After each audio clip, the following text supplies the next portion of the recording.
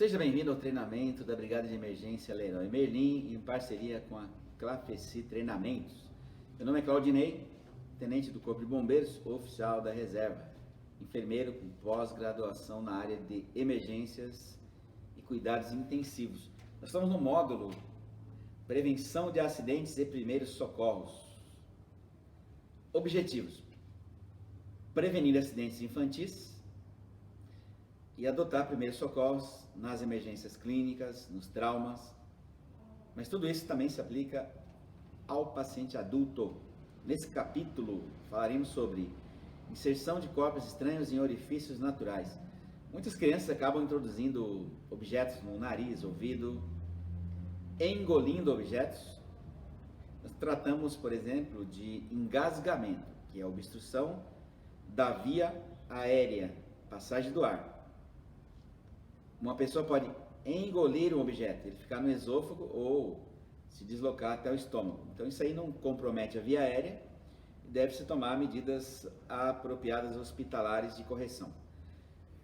Com relação a ouvidos e nariz, é muito comum a introdução de insetos. Inseto pode entrar durante o momento que a pessoa está dormindo, por exemplo, ou acidentalmente. Está num voo e pousa no ouvido, acaba adentrando. Miçanga, brinco, feijão, milho, coisas pequenas. Criança ela tende a esconder o fato. E aí só quando está com secreção no ouvido, está sangrando, a mãe percebe, alguém que está cuidando, ela se queixa de barulho dentro do ouvido, que não está ouvindo direito, é que percebe que hoje houve a introdução de algum objeto. Nós temos a mania de querer dar solução para tudo.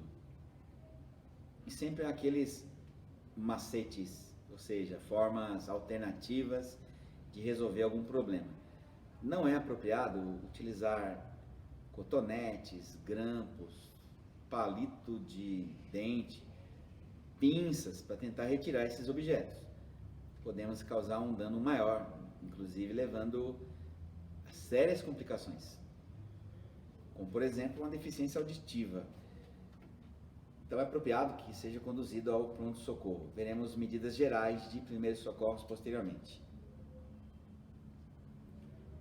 Muitas vezes a criança ela acaba engolindo objetos e esse corpo estranho pode ficar retido no esôfago.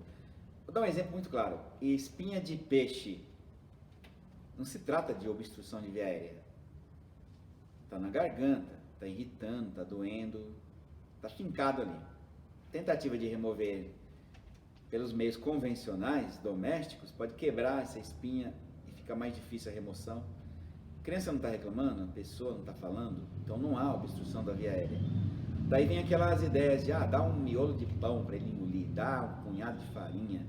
Esse bolo de coisas pode ficar preso ali naquele corpo estranho e aumentar a obstrução da passagem do ar. Então o correto é condução para o pronto-socorro para a remoção desses objetos. Olha alguns exemplos aqui. Moedas e pilhas pequenas são os principais objetos engolidos acidentalmente. Tem aqui uma moeda de 50 centavos observada no raio-x. Essas pilhas de brinquedos, essas baterias, eles podem abrir o alojamento da pilha, pega, é bonita, coloca na mão, coloca na boca, acaba engolindo. Inclusive brincos, anéis, brincos, pedaços de bijuteria caído. Quais são os sintomas? Dor local, dificuldade em engolir, salivação excessiva. Se ela esconde o fato, que é muito comum, poderão vir as dores abdominais, vômito, febre, sinal de infecção. Então é sempre importante essa suspeita. E os primeiros socorros adequados correspondem a toda vítima consciente. Colocar numa posição confortável. É a vítima que escolhe a posição confortável. Inicialmente eu vou preferir colocar uma pessoa sentada, mas se ela quer deitar, é a posição dela, confortável. Os primeiros socorros têm o seguinte objetivo: minimizar o sofrimento do paciente, dar conforto ao acidentado, evitar o agravamento da lesão e até recuperar a vida dela com ressuscitação cardiopulmonar, massagem cardíaca. Então sempre eu estou com o paciente tentando confortá-lo, aquecê-lo, não tentar remover qualquer objeto em vias naturais. Não é à toa que nós temos um médico especialista para isso. Então existe lá o otorrinolaringologista, cuida dessas áreas, ele vai examinar, se necessário, até procedimentos de endoscopia para fazer a remoção num esôfago, por exemplo. Ou às vezes, se está no estômago, vai ter que remover pelas vias naturais, verificar a possibilidade de envenenamento dessa criança. Então, se ela engoliu uma bateria, uma pilha alcalina, tem produto que pode vazar, causar lesão estomacal. Então, nós temos que simplesmente fazer a condução para um pronto-socorro, para as medidas assistenciais hospitalares. Lógico, se chegasse numa condição em que essa vítima, por uma consequência disso tudo, permanecesse inconsciente, vale a pena ressaltar aquelas medidas de colocar em decúbito lateral, com a via aérea liberada. Se eventualmente, e que aqui não é o caso, em geral não vai ocorrer essa consequência, entrar em parada cardíaca, exceto algum produto venenoso que ela engoliu, e iniciar a ressuscitação cardiopulmonar padrão para todas as vítimas. Primeiro temos que pensar em prevenção, mas se o pior ocorrer, saber aplicar corretamente as medidas de primeiros socorros. Mas principalmente evitar aquelas coisas que são inúteis ou que podem prejudicar o paciente. Nosso próximo assunto: intoxicações, envenenamentos. Vocês lembram que é uma das causas de internação de crianças muito graves. Esse tipo de acidente doméstico, ele corresponde à quinta causa de hospitalização de pessoas de 1 a 4 anos e tem maior incidência no período da tarde, com crianças que não estudam ou estudam pela manhã. O fato é que essa criança está livre em casa, e existe aí a seguinte observação: de manhã a criança parece mais lenta, que ela acabou de acordar. Quem cuida, supervisiona essa criança, está com mais disposição, mas à tarde parece que o processo se inverte. A criança está com a corda toda e quem cuida dela já está um pouco cansada, então cai o nível de supervisão. Isso acaba expondo essa pessoa a acidentes domésticos. E os medicamentos de uso controlado, tanto adulto quanto pediátrico, estão entre as principais causas. Vamos pensar assim: a mãe toma um comprimido para dormir. Ela pesa 70 quilos, o médico prescreveu 5 miligramas, uma dose única para ela dormir. E ela dorme a noite inteira, tem que beliscar para ela acordar.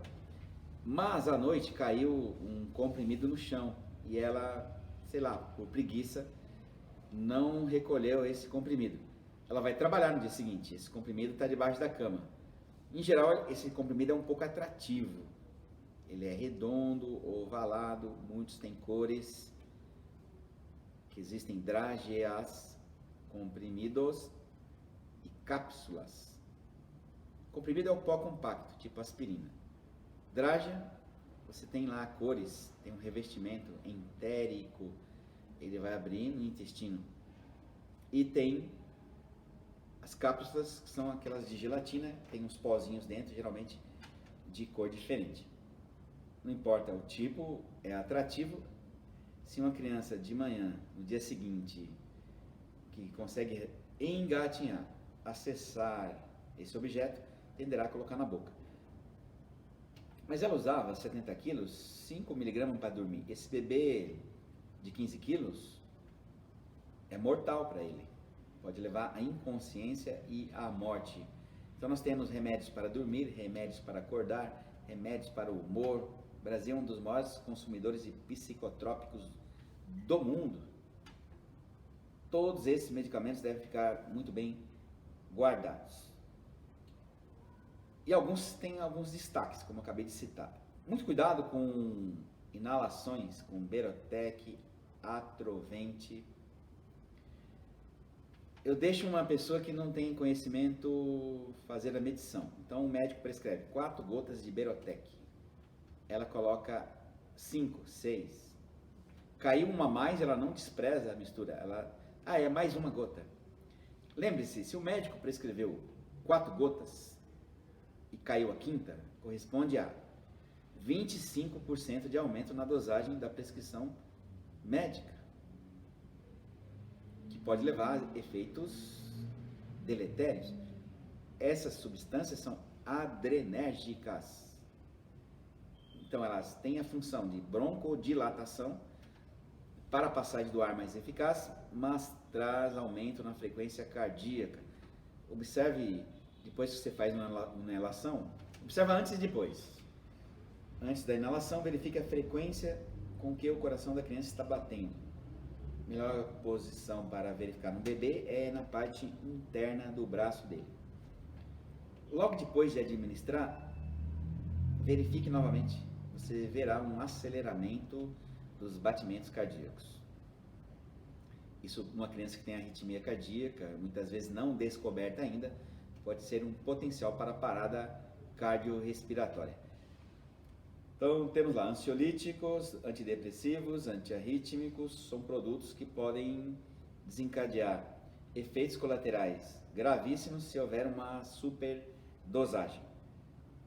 Eu já citei em determinado ponto da instrução que a criança tem uma percepção diferente do ambiente e de objetos.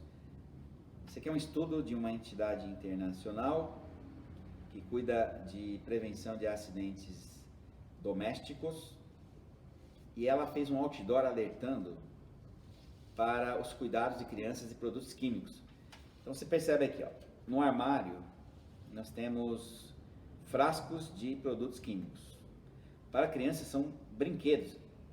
Esse laranja se transformou num elefante. O verde se transformou aqui num outro animal. São brinquedos que ele pode tentar manusear e eventualmente que ele vai retirar a tampa. Se é um produto que causa queimaduras químicas, ele vai se queimar, e se ele ingerir, pode produzir envenenamentos. Veja que essas cápsulas drágeas, comprimidos, se transformaram em confetes. E ele associa isso, você dá esses confetes para ele ingerir. Ele está sozinho e pensa que é a mesma coisa.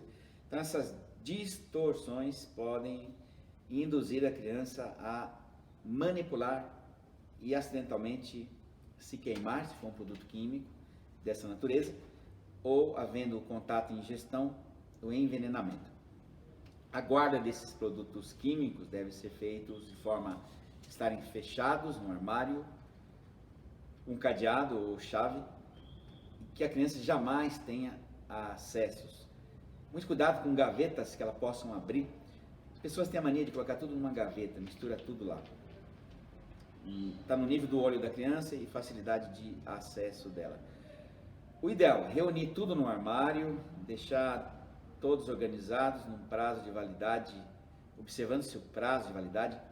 Existe uma medida do governo com relação à saúde, em que as farmácias são obrigadas a receber os produtos farmacêuticos vencidos ou indesejáveis para fazer o recolhimento e a destruição.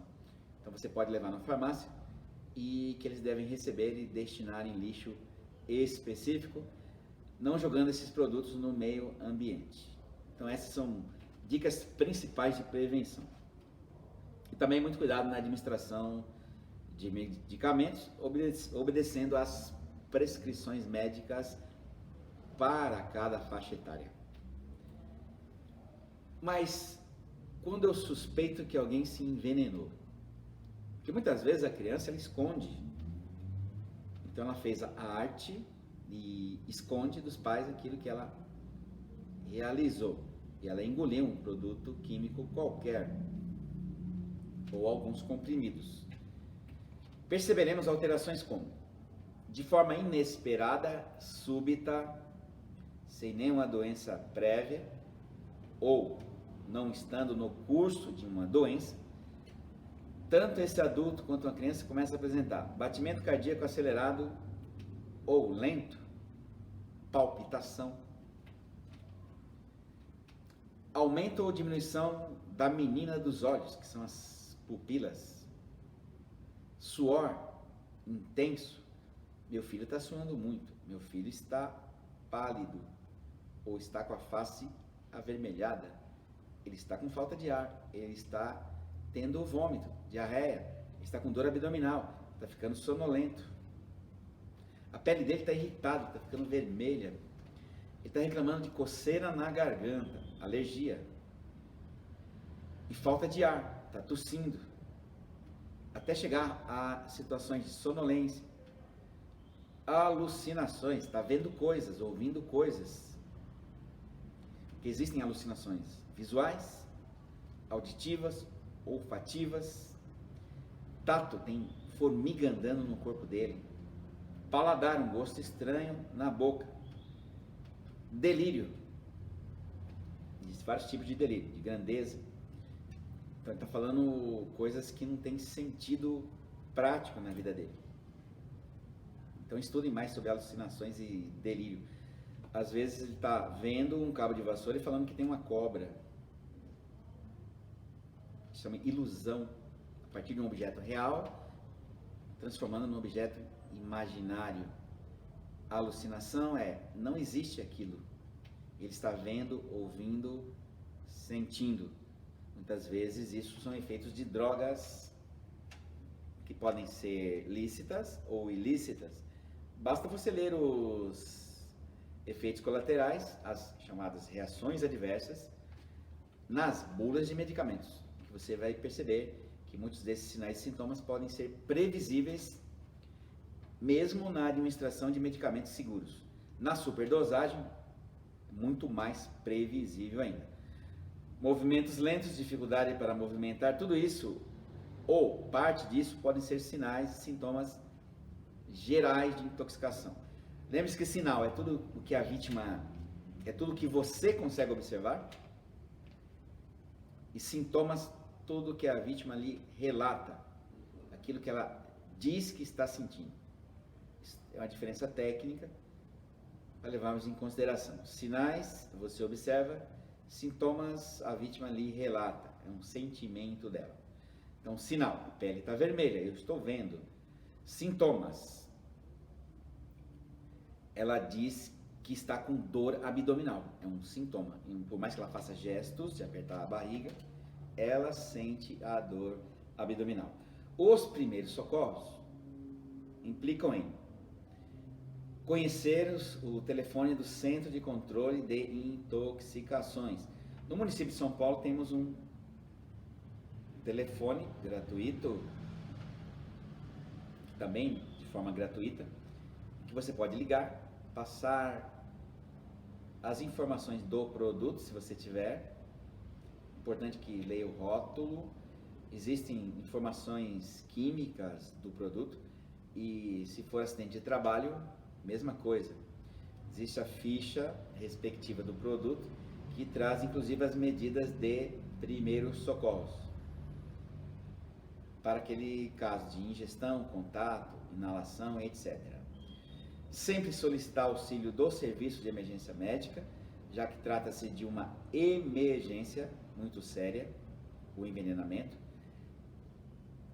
Primeiro vamos optar pelo SAMU, mas o Corpo de Bombeiros, se acionado e disponível a ambulância, poderá lhe dar esse apoio, especialmente se essa intoxicação se deu num acidente de trabalho onde ainda há presença do produto químico e há necessidade de manipulá-lo com equipamentos de proteção individual, entrar num ambiente em que houve intoxicação por inalação e é preciso equipamento de proteção respiratória. Nesse caso, o Corpo de Bombeiros é o órgão melhor, que atende melhor no sentido de ter condições de dar uma assistência imediata e segura, já que o SAMU terá restrição na intervenção nesses acidentes de trabalho ou mesmo domésticos, se ele também vai se expor ao risco de intoxicação.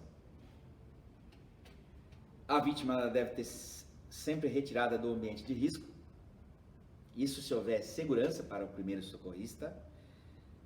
Toda vez que houver contato de um produto químico com a pele, essa pele deve ser irrigada com água corrente, debaixo de uma torneira, uma mangueira de jardim, ou nos ambientes de trabalho existem proteções específicas, lava-óleos, existem chuveiros para intervenção imediata. Daí existem as normas respectivas de trabalho. Jamais tente neutralizar um veneno. Existem aquelas medidas caseiras que estão fora de moda, não pode ser adicionados, por exemplo, vamos provocar vômito, dando alguma coisa para ela beber, clara de ovo, pó de café misturado com água, coisas assim absurdas que não geram nenhum benefício para o paciente. Se ele ingere água, leite, isso possibilita a diluição de um produto, aumento da absorção do veneno, mas principalmente estimulação ao vômito. Se ele vomita, aquele produto que entrou queimando, sai queimando. Poderá também ser aspirado, especialmente se ele já estiver inconsciente, produzindo graves danos pulmonares, até contribuindo para a morte do paciente. Então, envenenamento só resta uma coisa: transporte imediato para um hospital de referência da região, que tenha condições de interferir no envenenamento. Então, em geral, nós teremos: está consciente e respirando? Toda pessoa que estiver consciente e respirando deve ser mantida numa posição confortável. Se o vômito é persistente, coloque em decúbito lateral, cubra, aqueça, conforte, aguarde a ambulância chegar. Inconsciente, obrigatoriamente decúbito lateral, com a via aérea liberada, com aquecimento corporal. Parada cardíaca, iniciar a ressuscitação cardiopulmonar. Única forma de mantê-lo em condições de ser reanimado no ambiente hospitalar. Temos que pensar em prevenção no ambiente doméstico, tomar as medidas de proteção no ambiente de trabalho, levar em conta a segurança pessoal antes de intervir no acidente em que ainda o risco esteja presente, acionar os técnicos que possam dar uma assistência imediata, se necessário até o corpo de bombeiros local, e, se necessário, os primeiros socorros, intervir conforme a demanda do paciente. Agradeço sua atenção até aqui, espero que tenha sido relevante esse tema. Na próxima aula, na sequência desses blocos, nós falaremos sobre queimaduras térmicas e por agentes químicos. Queimaduras tratam-se de acidentes graves e é considerado o pior trauma que um ser humano pode sofrer. Muito obrigado e até a próxima aula.